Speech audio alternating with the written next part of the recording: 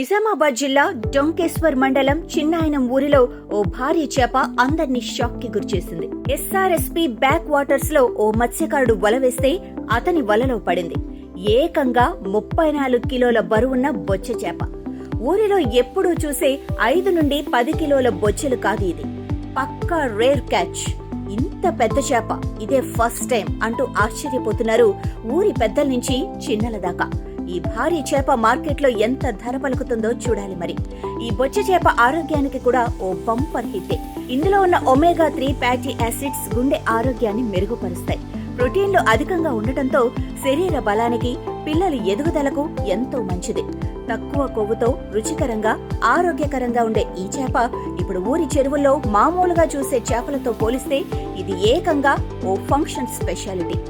ఒక్క ఈ చేపతో ఊరు మొత్తం పులుసు వండొచ్చు అంటూ ఊరందరూ హడావిడి చేస్తున్నారు.